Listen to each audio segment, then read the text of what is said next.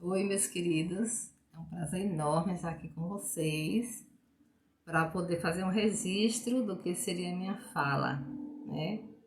De amanhã, 10.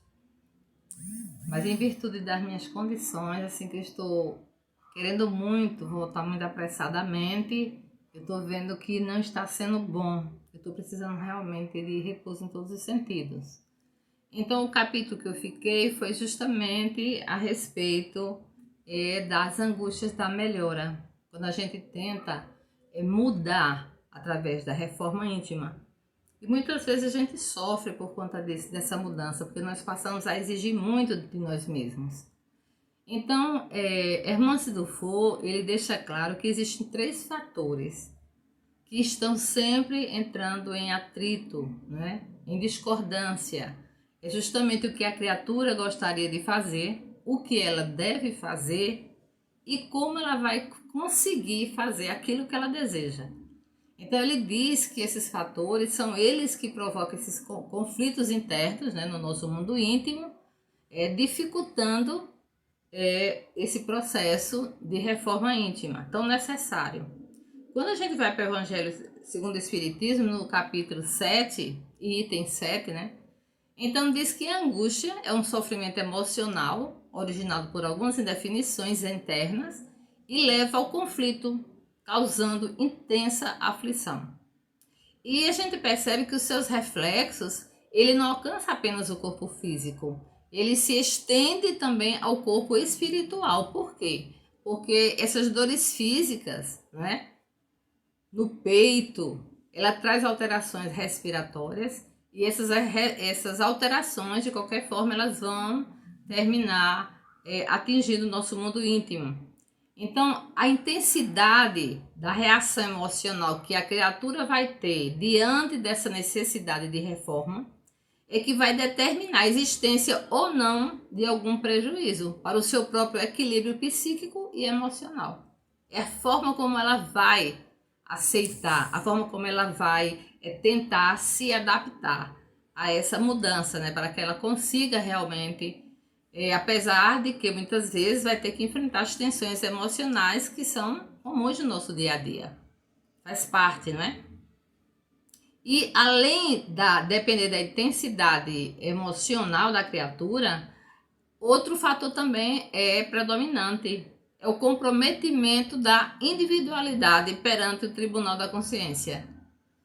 Então, quantas vezes nós estamos nos nossos tribunais das consciências, né, das nossas consciências, nos perguntando se deveremos ou não fazer determinada coisa. A gente fica na dúvida.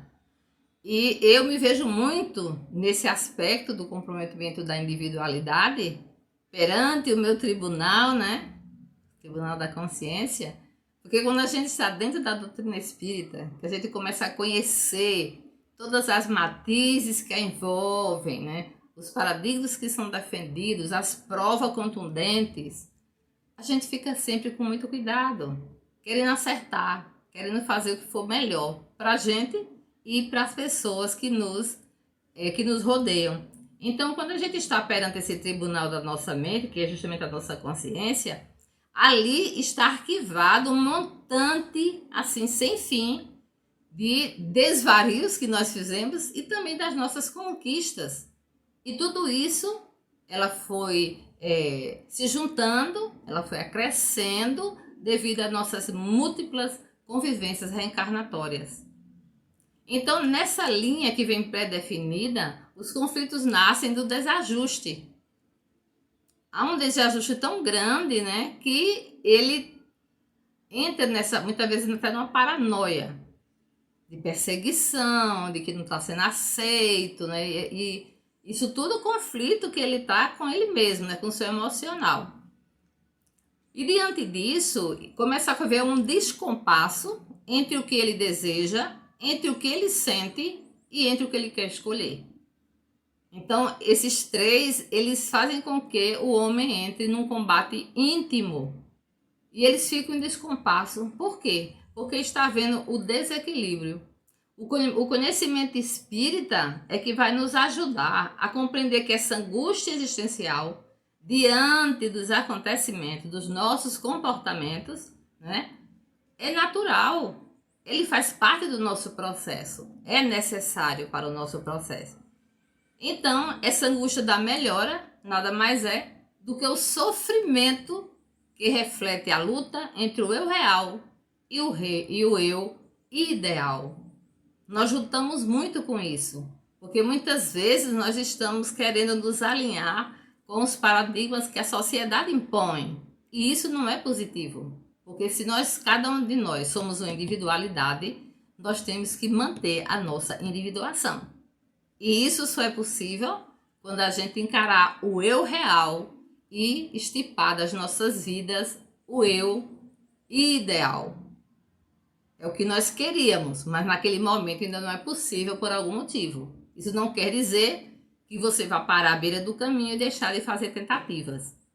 Então, esse autoburilamento, esse cuidado, eles penetram em faixas de conflito, né, como está sempre dito por Hermann Dufour. Existe uma batalha interior muito grande entre o sentimento da dignidade da pessoa humana, porque nós ainda compreendemos que a habilidade do auto-amor, ela é uma porta aberta, ela desponta para a gente como uma saída. Porém, ela exige que nossas propostas de progresso moral sejam estabelecidas. Nós temos que começar a trabalhar a nossa intolerância diante de nós mesmos e das outras pessoas, né? Quer dizer, eu tenho que trabalhar a minha tolerância diante das imperfeições e os fracassos. Não só meus, como também dos outros. Porque ninguém é perfeito. É isso? Então, essa postura de inaceitação e cobrança, ela vai aumentar essa indignidade em direção ao perfeccionismo. A criatura começa a não aceitar a sua impossibilidade de vencer esse desafio. E isso traz uma frustração profunda, né? E daí surge essa indignidade. Então, o resultado, né, desse quadro mental provoca um cansaço com a própria pessoa. Nós nos cansamos de tanto tentar e não conseguirmos, né? Vem a desmotivação nas nossas atividades espiritualizantes. Quantas pessoas chegam na casa e quando não encontram o que buscam, simplesmente vão embora. Eles não têm paciência, eles não têm tolerância e compreender que para tudo tem o seu tempo. E para eu precisar conquistar essa reforma íntima sem martírio, eu preciso de tempo, eu preciso ser motivada, eu preciso sair desse cansaço que me acorrenta, que me impede de crescer. Então, esse desejo de abandonar tudo também é natural, é visto como sendo natural, mas que nós temos que lutar contra ele. Então, existe uma postura psicológica de impotência, né, que vai levar justamente a criatura às famosas senhas do terrorismo.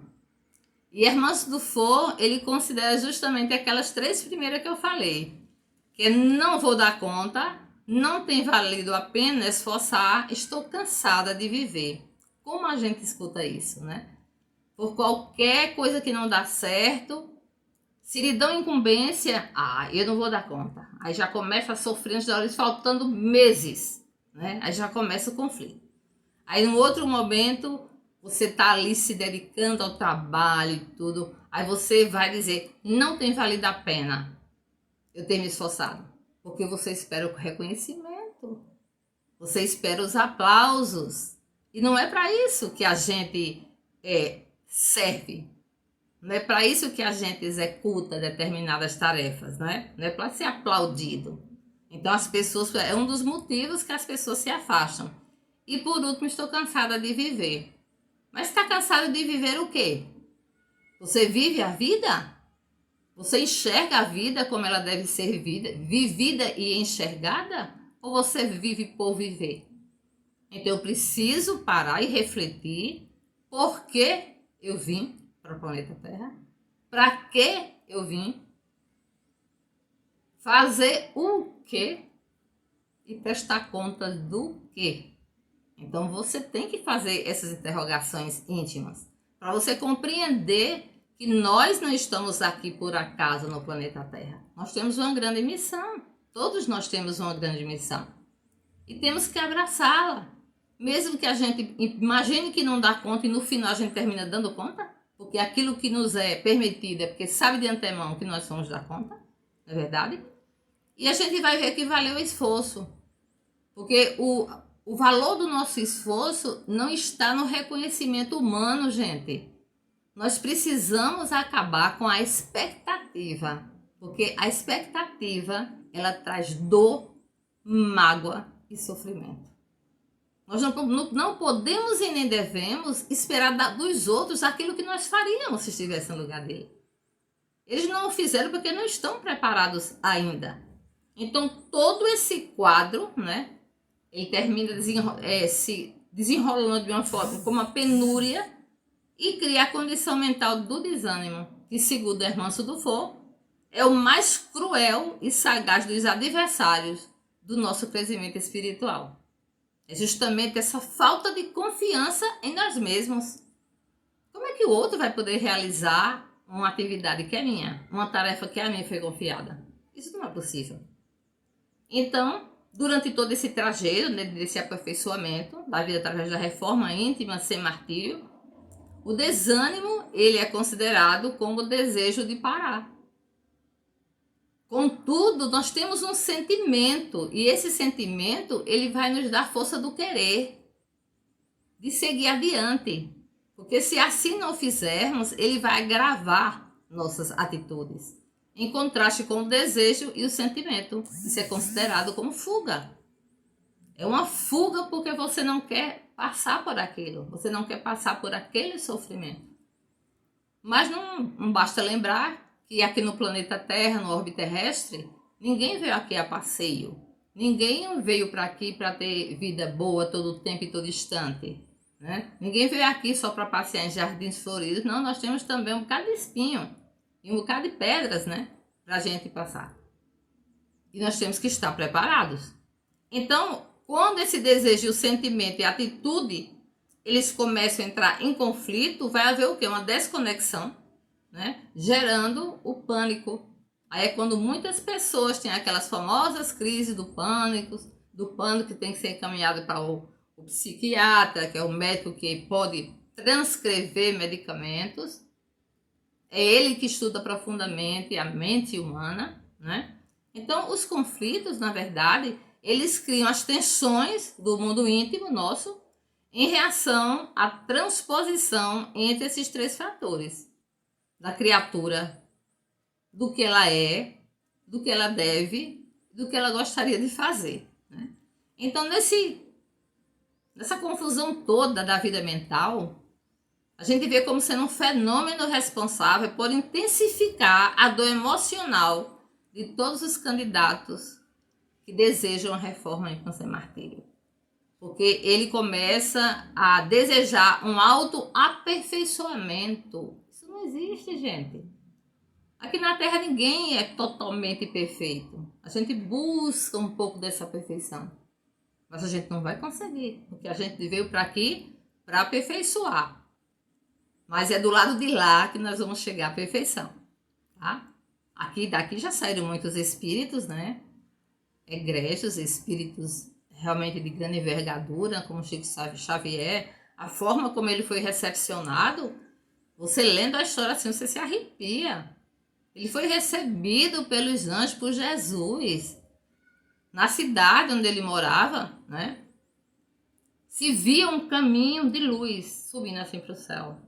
Iluminou a cidade ao ponto de, em Uberaba, as pessoas nem perceberem que tinha iluminação terrestre. Da luminosidade que foi o desprendimento dele. Mas Chico Xavier, querer ser um Chico Xavier, tenha paciência. Nós não podemos querer ser um Chico Xavier, mas nós podemos sim nos espelhar em Chico Xavier. Chico Xavier, ele veio para aqui em missão. Ele não veio para uma reencarnação como nós viemos.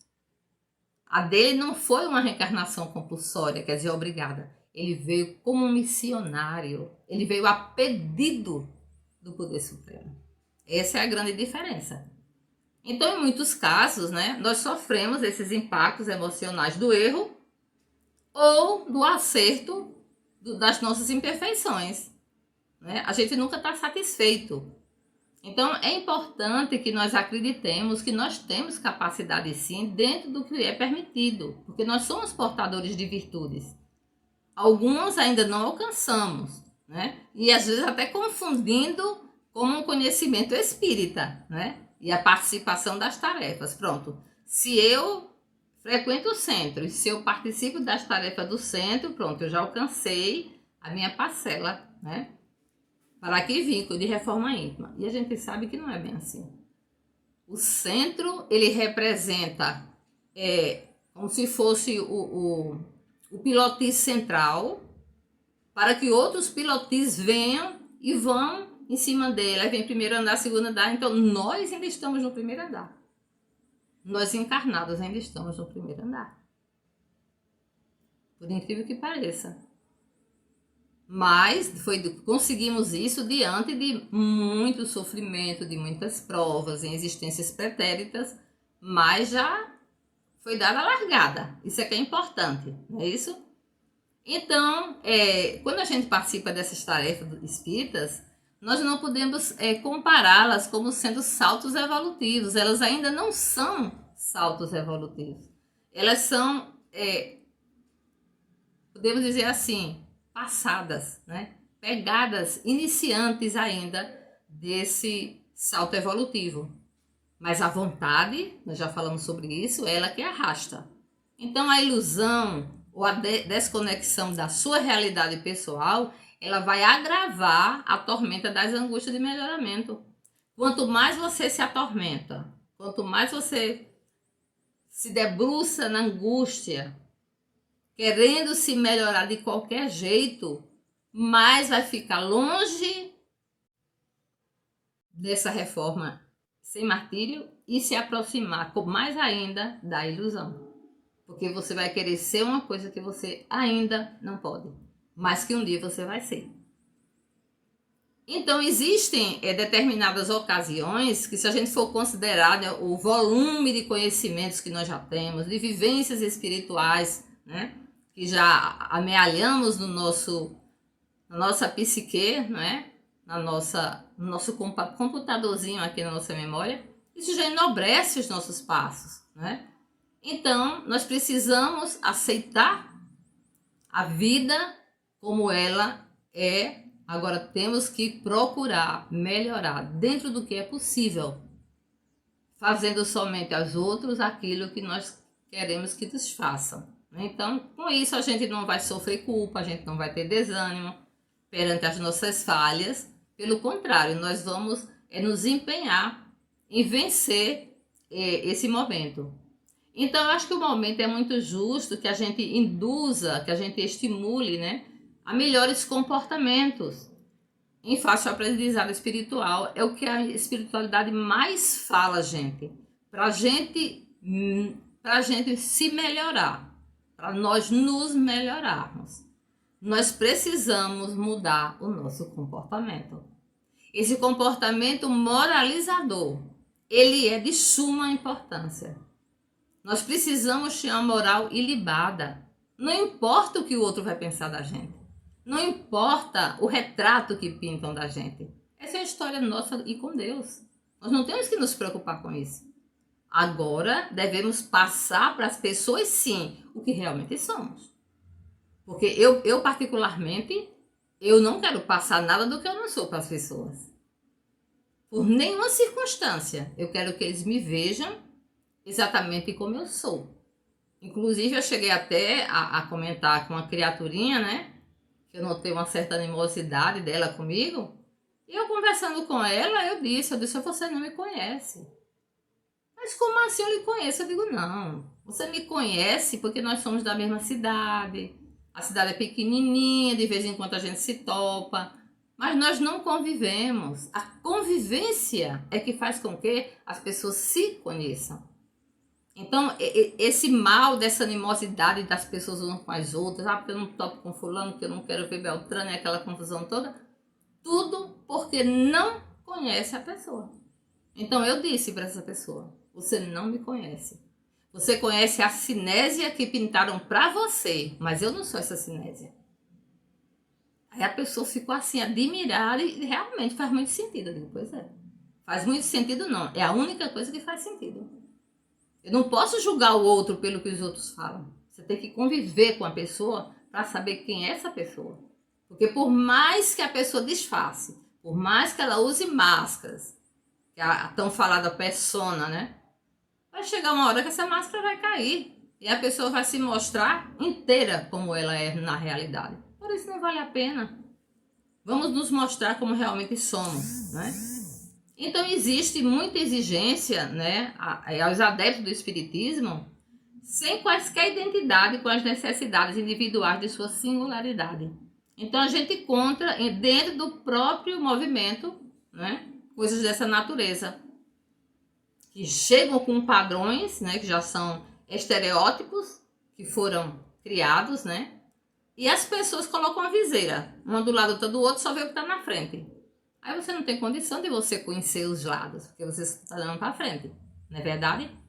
Então, nós precisamos nos adequar a esses padrões que são fixados para a nossa conduta? Não. Se esse padrão fixado para a nossa conduta, a gente percebe que é um padrão que vai nos acorrentar, que vai nos colocar dentro de uma bolha, que vai nos largar num labirinto, não aceite, não aceite, sabe por quê? Você tem uma arma muito forte, chamada vontade. E a vontade, ela vai fazer com que você se cuide. Então, semelhante quadro, né, como esse, ele pode gerar tormentos e até obsessão. Ele pode chegar, sim, à obsessão. Você ficar atrelado ali, amarrado, acorrentado, sem conseguir sair. Mas essa obsessão só permanece até o dia que você quiser. Até o dia que você permitir.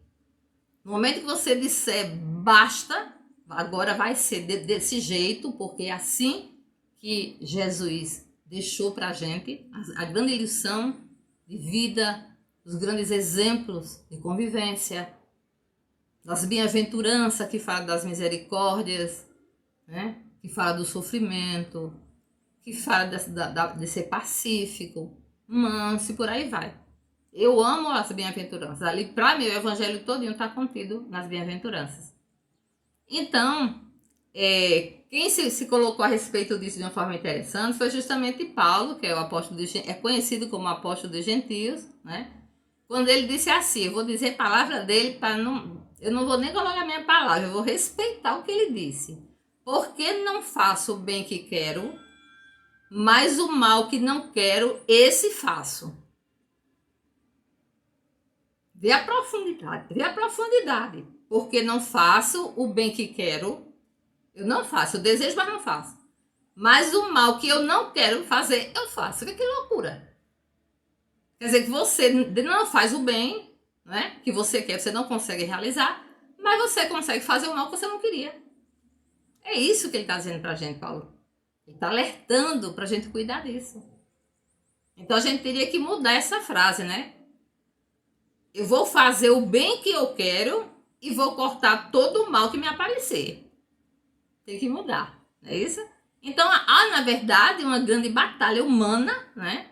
Que vai justamente por essa instauração, por essa inquisição do bem em si mesmo, e ela pode ser centrada nessa frase, né? Ela pode ser conjugada nessa frase.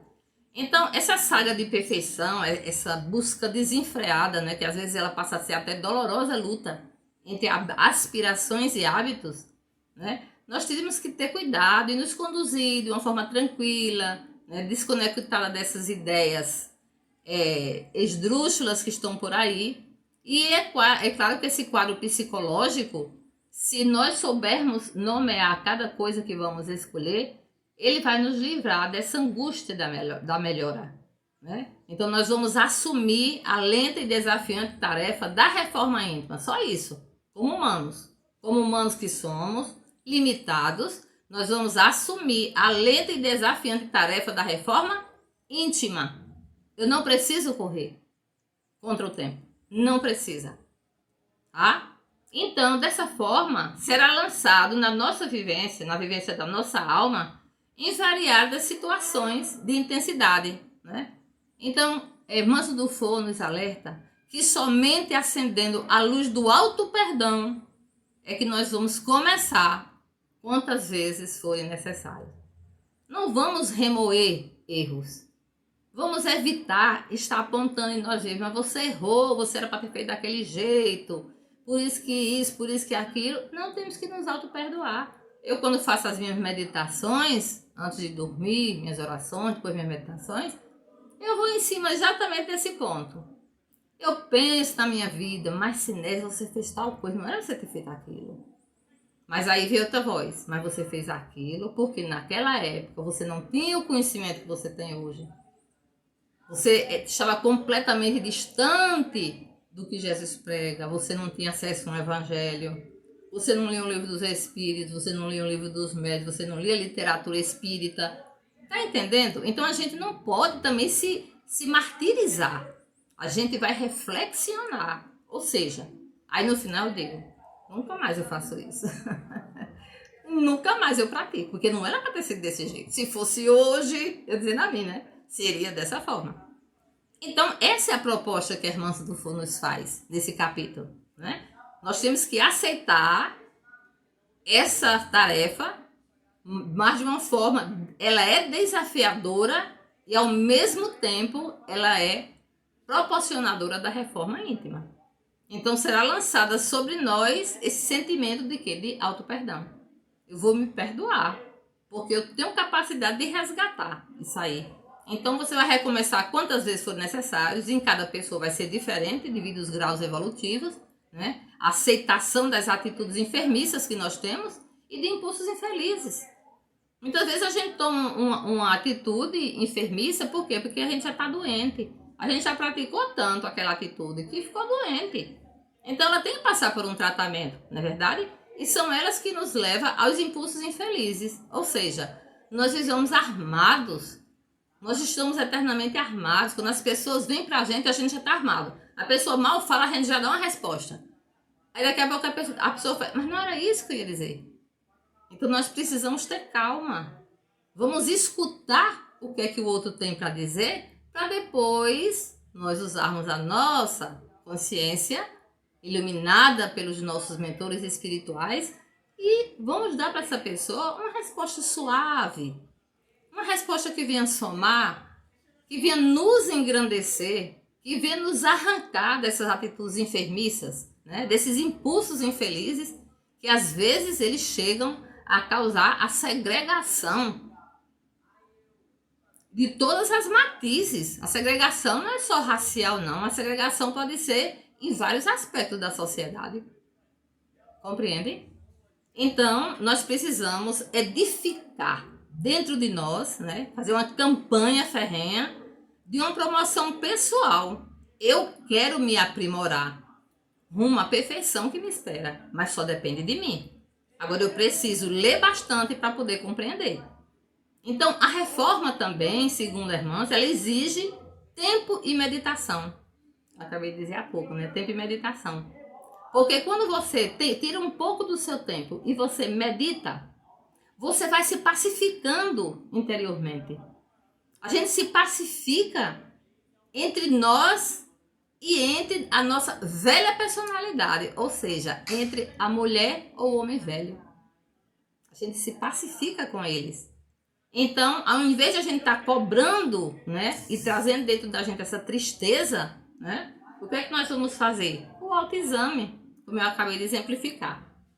Então, nós vamos condicionando, né, a nossa mente a algumas diretrizes para outras oportunidades que venham trazer grandeza para as nossas almas.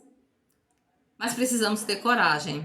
Para a reconstituição desse mau ato, nós precisamos ter coragem. Porque muitas vezes precisamos ir de encontro à própria sociedade. E a sociedade não tem medo de ninguém. Não tem. Nós é quem temos que cuidar da gente. Então, ele orienta que nós devemos nos instruir sobre a natureza das nossas mazelas. Eu preciso conhecer. Você pode pegar um papel e fazer a listinha. O que é que eu tenho de negativo? Aí você começa, eu tenho isso, eu tenho isso, eu tenho isso. São as suas mazelas, né? As suas imperfeições. Aí você vai começar agora a trabalhar. E como é que eu vou fazer para me ver livre dessa mazela? Aí você vai se dedicar. Quando conseguir, você já arriscou. Passa para a próxima. Quando você menos esperar, você já está com quase o pezinho do outro lado.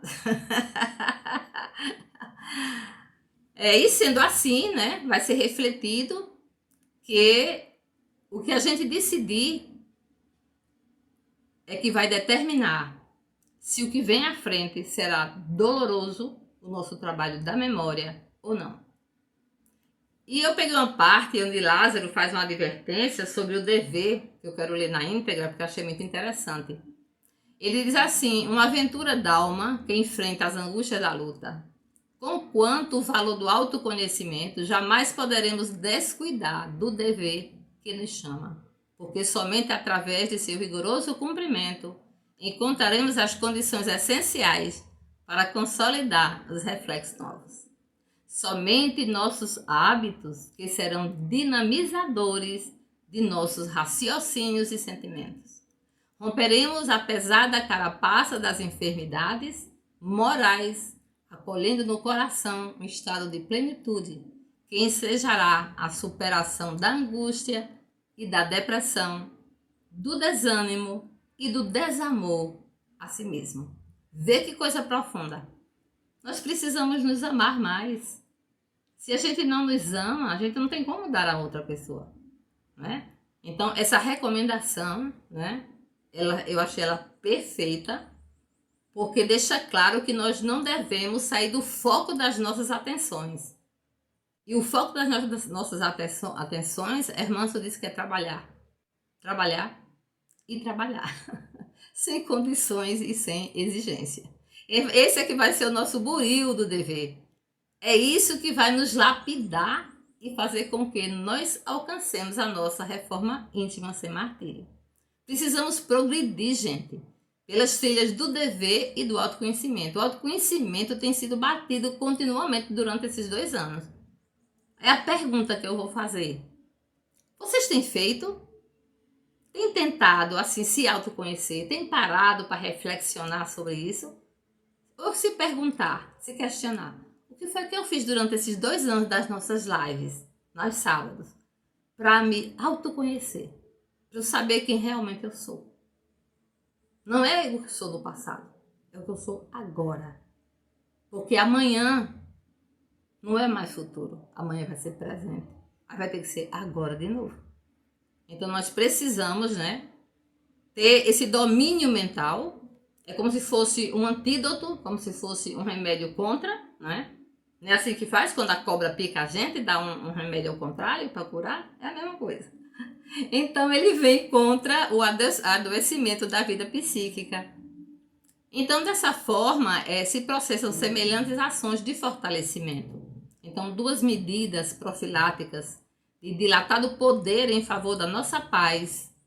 O que Hermance Dufour nos alerta é a vigilância e a oração. Então a função do vigilante ela é considerada por Hermance Dufour como preventiva. A função do vigilante não é atacar, é se prevenir para ele não atacar. Então, quem vigia faz para que algo não o surpreenda ou agrida.